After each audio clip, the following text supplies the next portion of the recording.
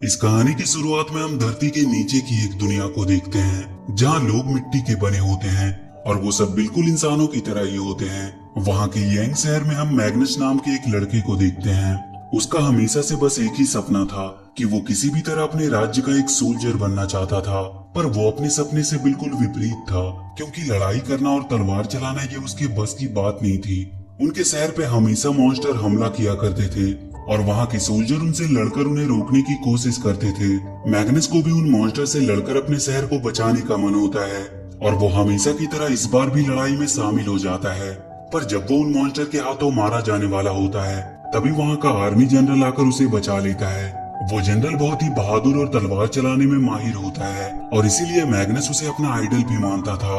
General और उसकी बहादुरी की वजह से वो लोग उन सारे मॉन्स्टर को लड़ाई में हरा देते हैं और उन्हें वहाँ से हराकर भगा देते हैं। वहीं कुछ दिन बाद शहर में हर जगह पे एक मॉन्स्टर की तस्वीर लगी होती है। ऐसा कहा जा रहा था कि बहुत सारे लोग शहर से कहीं गायब हो गए थे और इन सबके पीछे वही मॉन्स्टर था। मैग्नस डिसाइड करता है कि वो उस मॉन्स्टर को पकड़कर जनरल को सौंप देगा, पर उससे तो एक तलवार भी उठाई नहीं जाती थी। वहीं पे कुछ सोल्जर उसका मजाक उड़ाते हैं और उससे कहते हैं कि वो कायर और कमजोर है, इसीलिए आर्मी में शामिल होने का सपना देखना वो बंद कर दे। वहाँ दूर खड़ा जनरल उन्हें इस तरह आपस में बहस करता हुआ देख लेता है। वो मैग्नस को अपने पास बुलाता है और वो उसे उसकी बहादुरी को साबित करने का एक मौका देता है। वो उसे कहता है कि अगर उसने इस मॉन्स्टर को पकड़ लिया तो उसे उनकी आर्मी में शामिल कर लिया जाएगा। मैग्नस उस मॉन्स्टर को पकड़ने के लिए शहर के बाहर आ जाता है और उसकी तलाश करने लगता है। वहीं शहर से कुछ दूर एक जगह पे वो मॉन्स्टर उसे दिखाई देता है। वो उसे किसी तरह अपने ट्रैप में फंसाने की कोशिश करने लगता है, पर तभी वहाँ पे मास्क पहनी एक लड़की आकर उस मॉन्स्टर पे हमला कर देती है और इसके बाद उन दोनों में फाइट होने लगती है। वो लड़की लड़ाई में काफी माहिर लग रही थी, पर लड़ाई के दौरान ही वो मैग्नस के साथ उसके बनाए गए ट्रैप में फंसने की वजह से वो दोनों कहीं दूर जाकर गिरते हैं। मैग्नस वहाँ से एक रहस्यमयी दुनिया में पहुंच जाता है जहाँ पे उसे एक नाइन टेल लॉर्ड मिलते हैं। वो मैग्नस को उसके इमेजिनेशन में बहुत सी जादुई चीजों को दिखाता है। वो उसे उन मॉन्स्टर के बारे में भी बताता है। वो कहता है कि उन मॉन्स्टर का एक स्पिरिचुअल स्टोन है जो उनके जिंदा रहने के लिए बहुत जरूरी है। वो उसे उस मॉन्स्टर के बारे में भी बताता है जिसे उसकी तलाश थी। उसका नाम कुल्लू होता है। नाइन टेल उसे जाने से पहले एक बात कहता है कि कई बार चीजें वैसी बिल्कुल भी नहीं होती है जैसी हमें दिखाई देती है।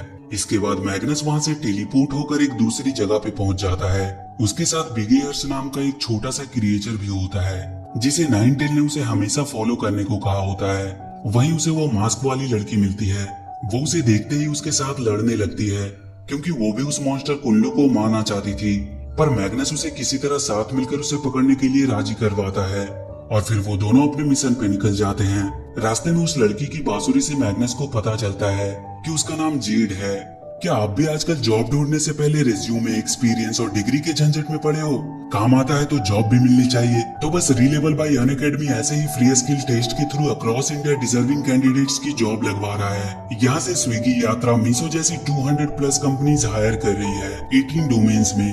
आप रोहित नेलानी की ही जर्नी देखिए। रोहित ने 12th स्टैंडर्ड के बाद ही अपने फैमिली का बिजनेस संभालना चालू कर दिया। 17 इयर्स की यंग एज में वो प्रोडक्ट मैनेज कर रहे थे और फिर उन्होंने सेल्स में अपना इंटरेस्ट आगे बढ़ाया। अब जब उन्हें जॉब लेना था तो उनके पास दिखाने के लिए डिग्री तो नहीं थी, बट वर्क एक्सपीरियंस बहुत अच्छा था। फिर भी रिज्यूमे और डिग्री के कारण बहुत सी कंपनीज उन्हें चांस नहीं दे पा रही थी। रोहित ने फिर रीलेबल का बिजनेस डेवलपमेंट का टेस्ट दिया और इस एक स्टेप से आज वो लोमोस एंटरप्राइजेस में as a business development executive placed हैं। रीलेबल से टोटल 60 करोड़ से ज्यादा वर्थ के जॉब डिलीवर हुए हैं। लास्ट मंथ ही 300 प्लस ऑफर्स रिलीज हुए हैं। ये आज के सारे ही दूसरे हायरिंग प्लेटफॉर्म्स में से सबसे ज्यादा हैं और इनमें से बहुत से कैंडिडेट्स के आपको होर्डिंग भी दिख जाएंगे अक्रॉस इंडिया। और तो और ये टेस्ट बिल्कुल फ्री है, आप कितनी भी बार बुक करके टेस्ट अटेम्प्ट कर सकते हो। ये सारे टेस्ट खुद ही प्लेसमेंट के लिए परफेक्ट प्रैक्टिस है। और सबसे मस्त बात, अगर आप टॉप 3 स्कोरर बन जाते हो तो आप जीत सकते हो अमेजिंग एप्पल गुडीज जैसे मैकबुक, आईफोन और एप्पल वॉच। कुछ दिनों पहले ही रीलेबल ने एक नया टेस्ट कैटेगरी इंट्रोड्यूस किया है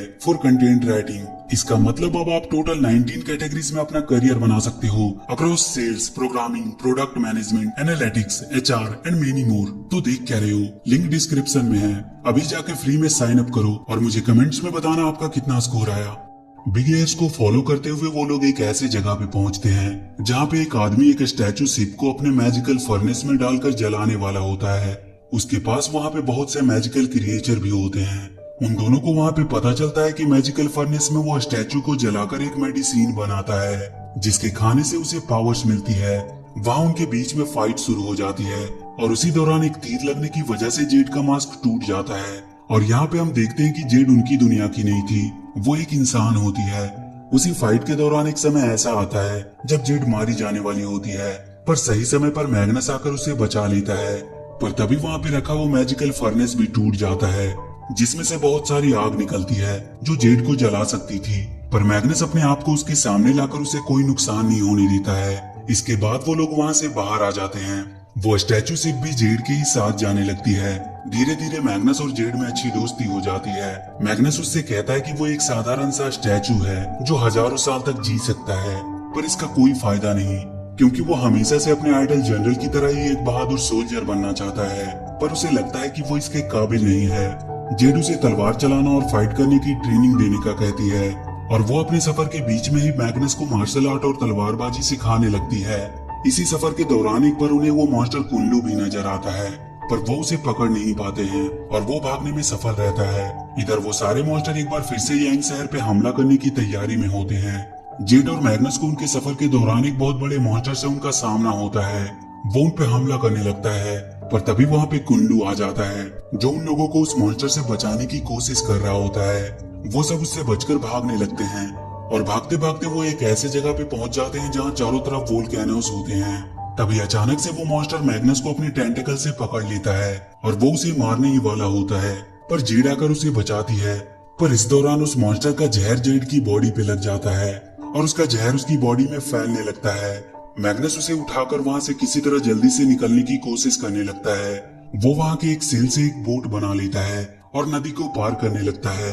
वहीं हम कुल्लू को भी देखते हैं, वो भी उस नदी से होते हुए आगे बढ़ने की कोशिश कर रहा होता है।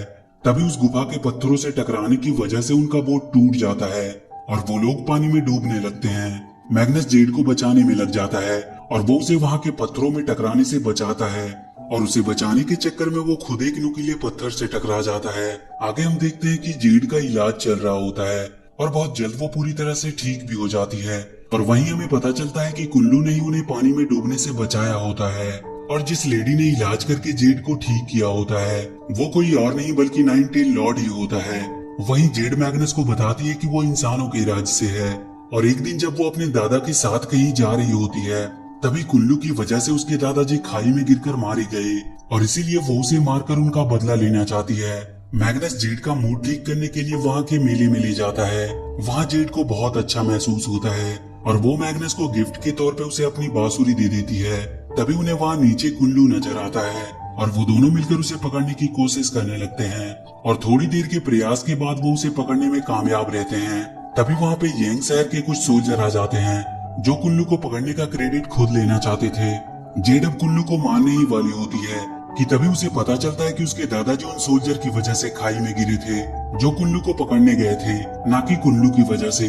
और ये जानते ही जेड वहाँ के उन सोल्जर पे हमला करने लगती है, पर तब तक वहाँ पे और भी सोल्जर आ जाते हैं और वो जेड को पकड़ लेते हैं। उनका आर्मी जनरल भी अब वहाँ आ चुका था। जेड उससे कहती है कि उनके सोल्जर की वजह से ही उनके दादाजी मारे गए, पर जनरल उसकी बातों की तरफ कोई ध्यान नहीं देता है। तब जेड अपने आप को किसी तरह छुड़ाकर जनरल पे ही हमला कर देती है। मैग्नस उसे ऐसा करने से रोकने लगता है और वो जनरल से जेड को माफ कर देने की गुजारिश भी करता है। जनरल उसे माफ कर देता है और कुल्लू को पकड़ने की खातिर मैग्नस को आर्मी का एक हाई रैंक सोल्जर बना दिया जाता है। पर जेड मैग्नस से गुस्सा होकर वहाँ से चली जाती है। वो उससे कहती है कि अब उन दोनों के रास्ते बिल्कुल अलग हो चुके हैं। मैग्नस को सबके सामने एक हाई रैंक आर्मी का सोल्जर बना दिया जाता है और कुल्लू को वो लोग जंजीर से बांधकर कैद कर लेते हैं। मैग्नस का आर्मी बनने का सपना पूरा हो चुका था, पर फिर भी वो खुश नहीं था। इधर वो सारे मॉन्स्टर एक बार फिर से शहर पे हमला कर देते हैं। कुल्लू को जेल के अंदर बहुत टॉर्चर किया जा रहा होता है। जनरल ने तो मैग्नस को उसे मार देने को कहा होता है, पर मैग्नस उसे मार नहीं पाता है क्योंकि एक दिन कुल्लू ने ही उसकी जान बचाई थी और इसीलिए वो उसे आजाद कर देता है। वो आजाद होते ही मैग्नस को अपने पीठ पर बिठाकर एक जगह पे ले जाता है जहाँ पे वही मैजिकल स्टोन होता है। मैग्नस उसे देखकर सोच में पड़ जाता है कि यह स्टोन तो मॉन्स्टर सिटी में होना चाहिए, इसे यहाँ कौन लेके आ सकता है। तभी वहाँ पर जनरल आ जाता है और उससे वो स्टोन मांगने लगता है। तभी वहाँ पे जेड आ जाती है और वो उसे वहाँ से बचाकर ले जाती है। जनरल भी वही मेडिसिन खाता था जो स्टैचू को जलाकर बनाई जाती थी। वहाँ के सोल्जर जेड और मैग्नस को चारों तरफ से घेर लेते हैं। मैग्नस उन्हें उस मैजिकल स्टोन के बारे में बताने की कोशिश करता है कि ये मॉन्स्टर का है और इसीलिए वो बार बार उनके शहर पे हमला करने आते हैं ताकि वो इस स्टोन को हासिल कर सके। तब तक वो सारे मॉन्स्टर भी वहाँ तक पहुँच चुके थे और वहाँ पे उनके बीच फाइट शुरू हो जाती है। मैग्नस के हाथ से वो स्टोन गिरने ही वाला होता है और जब वो उसे बचाने के लिए छूता है तो उसके अंदर कुछ पावर्स आने लगती है, पर जनरल उसे वो स्टोन छीन लेता है और उसकी पावर की मदद से वो एक बड़ा सा डीमन में बदल जाता है। मैग्नस और जेड उससे लड़कर उसे हराने की कोशिश करने लगते हैं, पर वो दोनों उसके सामने टिक नहीं पाते हैं और वो मैग्नस का एक हाथ काट देता है और उसे बुरी तरह से घायल कर देता है। एक वक्त था जब जनरल भी एक कमजोर सा स्टैचू हुआ करता था, पर उस मैजिकल स्टोन की पावर से वो बहुत शक्तिशाली बन गया और उसे चुराकर मॉन्स्टर की दुनिया से वो अपने साथ ले आया और तभी से वो मॉन्स्टर उसके पीछे पड़े हुए थे। जेड उसे मारने की कोशिश करती है, पर जनरल अपनी तलवार से उसे घायल कर देता है और उसे वहाँ से दूर फेंक देता है। मैग्नस चाहकर भी कुछ कर नहीं सकता था। इसके बाद जनरल अपनी पावर का यूज करके सारे स्टैचू को अपने अंदर एब्जॉर्ब करने लगता है ताकि वो और भी पावरफुल बन सके और इन सब की वजह से वहाँ भूकंप भी आने लगता है, जिसकी वजह से घायल जेड वहाँ एक खाई में गिरने वाली होती है। मैग्नस उसे बचाने की बहुत कोशिश करता है, पर वो उसे बचा नहीं पाता है। तभी अचानक मैग्नस फिर से उस जादुई दुनिया में टेलीपोर्ट हो जाता है जहाँ पे नाइन टेल लॉर्ड होता है और जब वो वहाँ से वापस आता है तो वो पूरी तरह से ठीक हो चुका था और उसके अंदर बहुत से मैजिकल पावर्स भी आ चुकी थी और वो अपनी पूरी ताकत से जनरल पे हमला करता है और कुछ देर की लड़ाई के बाद ही वो उसके अंदर से उस मैजिकल स्टोन को निकाल लेता है। उस स्टोन के निकलते ही जनरल वापस से एक कमजोर स्टैचू बन जाता है और फिर वहीं मारा जाता है। इसके बाद सारे स्टैचू और मॉन्स्टर मिलकर मैग्नस को अपना नया जनरल बनाते हैं।